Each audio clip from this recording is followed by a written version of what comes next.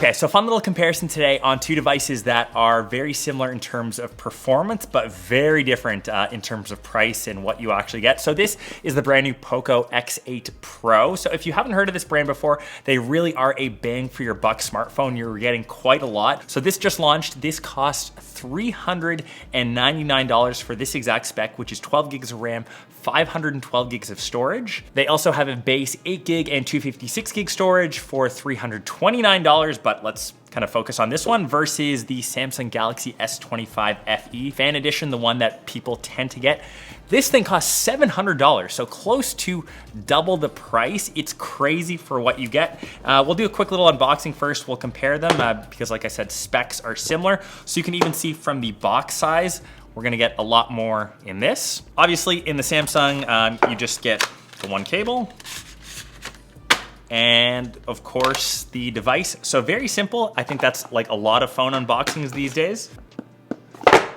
Over on the X8 Pro, we've got a silicone case, which is nice. We've got the device itself as well as a 100-watt charger. So that's pretty crazy. It's great that some companies still include a charging brick, and obviously 100 watts is massive, and of course the USB-C cable to boot. So that's 100 watts. They call it hypercharge charging on the POCO X8 Pro versus 45 watts minus the charging brick, which you have to buy separately. That's still probably an extra 20, 30 bucks on the side. And this also has 27 watts reverse wire charging, which is industry leading, which we'll get to in a second. So that is the unboxing experience. You're familiar with the device. Cool. Let's get that out of the way and compare the rest of, I guess, like the design quickly. So you can see both devices. I've got them here in black, so the comparison is pretty similar. Very sleek, very minimal, honestly, for both. The aluminum banding around the Samsung, that's in a two-tone color. The device is slightly taller for the Samsung. You've got a plain side with the volume rocker and on and off button for both devices on the same side. And obviously on the bottom, you've got the speaker grill, USB-C charger, and the SIM card slot tray pretty much in the identical position. So similar. We obviously have a camera difference, which I'll get to later on in the video, but 2 lenses compared to the 3. So it's 6.59 inches, 1.5K, 120 hertz, and gets up to 3,500 nits of peak brightness. Of course, it's an AMOLED panel compared to the same kind of panel here. Slightly larger because of the form factor, so 6.7 inches, only Full HD Plus. It's also 120 hertz and dynamic AMOLED 2X. But before we get into the performance, I quickly want to showcase a special edition of the X8 Pro, which I've reviewed the last gen, like the X7 Pro. So this is the Iron Man edition. It actually costs the same price, so $399. It is limited edition, so you got to act quick on it. And the unboxing experience, it's super, super cool. So if you take a look at this, you've got all the Iron Man paraphernalia inside, obviously some special detailing. You can see Iron Man suit, which is really cool. This little Avengers like plaque up top. This actually holds the little SIM card tool, which is a Marvel pin, which I will say in all of my tech stuff, that is probably the coolest little SIM card tool that I've managed to collect. We also have inside of here a case, just like in the standard edition, but this is way cooler, almost like a Iron Man's like armor here. So you can see a Tony Stark, and that actually has some like depth and detail to it, which is super dope. You can see right there, special limited edition, and the actual device on the bottom with a red USB-C charger this time. And quickly taking this out, same specs as the regular phone, but on the back, this is what makes it really cool. Check out the back design there. So you can see Stark Industries, and it's almost got like a two-tone effect. So that Iron Man logo, that is like gloss, and you can actually feel that onto the rest of the mat of the phone. Some gold detailing. Whew.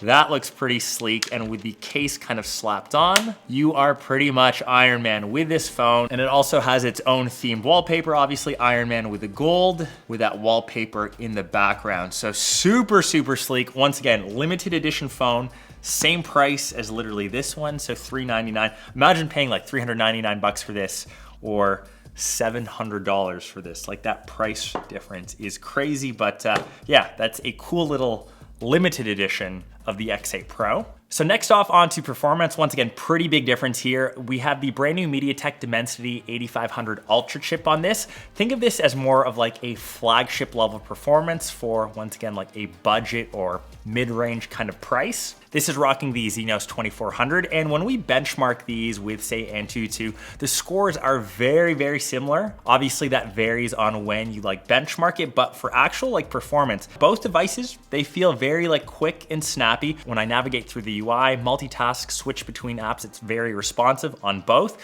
That's actually like a big plus to these mid-range devices like in general, compared to like flagship levels. I feel like they're very, very quick and snappy. But I'd say the biggest difference here is when I really push my device, especially for mobile gaming. So usually like the benchmark is launching and playing like Genshin Impact. So I'm able to maintain like a steady 60 frames here.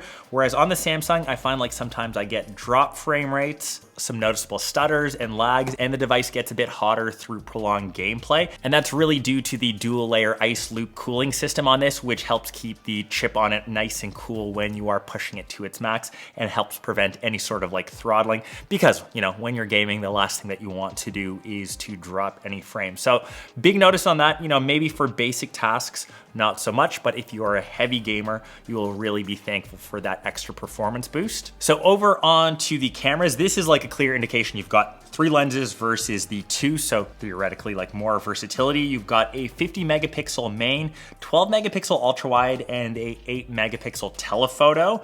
In all honesty, how many times do you use that 8 megapixel telephoto? A little bit soft for my liking, so I'd only compare the 2 versus a 50 megapixel main, and that's just a standard wide, which you'll use the majority of the time, and a 8 megapixel ultra wide. You can still do 2x technically when you just kind of crop in. So you do have that little bit of range. When we're just comparing, I would say like the main sensors or even the ultra wides, I'll leave some sample shots here as like performance indicators. I'll let you guys be the judge.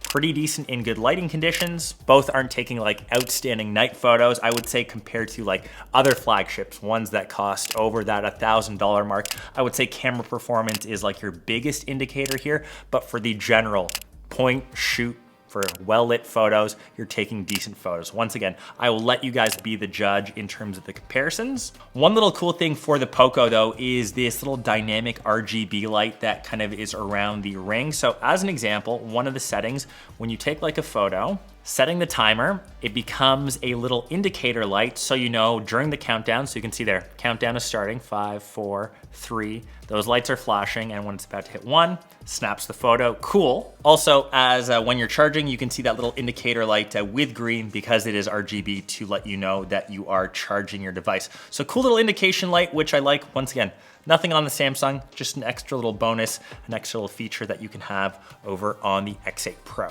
And this will actually change based on the battery indication. So if you're a bit lower, say like 50 to like 75%, that will be like white. If it's like lower, like around 25%, that will be like red/orange. So just a good little visual indication to know where your battery kind of health or where your battery life is at. So on to durability, we have Corning Gorilla Glass Victus Plus for the Samsung. Over on the POCO side, we have Corning Gorilla Glass 7i. But in terms of water and dust resistance, we only have IP68, whereas the POCO goes up to IP69K. A lot of great features to love about this phone that costs, like what I said, almost half the price. And finally, lastly, you're using your device a lot. The battery is the most important part. So I said this has a huge, like this is actually one of the largest 6,500 milliamp hour battery. That's actually larger than like an iPhone like 17 Pro Max. Even the new S26 Ultra, which is like triple the price, that's only 5,000 milliamps. This, for example, S25 FE, decent value,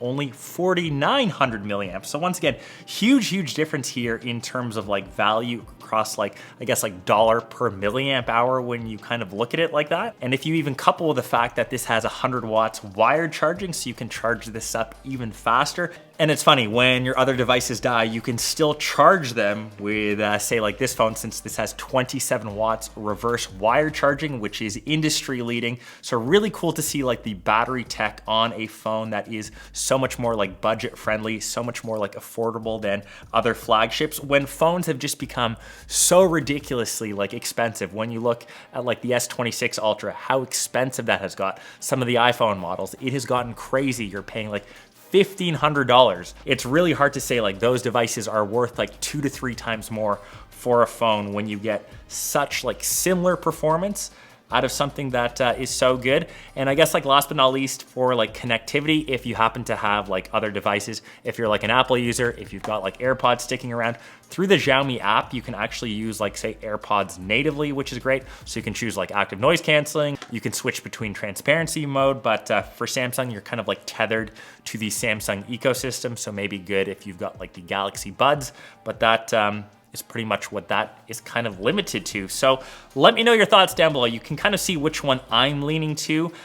It's really hard to pass up on the value of the POCO. It's really a performance flagship with exceptional value, really great for users who prioritize both performance and value, and it should be on your radar, especially this Iron Man edition, which still costs $399 for the same spec, but make sure you act quick. I will leave all links down below. Since this is technically limited edition, snag it while you can. Hope you guys enjoyed this comparison. And if you ever say that I don't review like budget phones, stuff that's more affordable, I can shut you up right now since we featured 2 pretty solid ones here. Peace.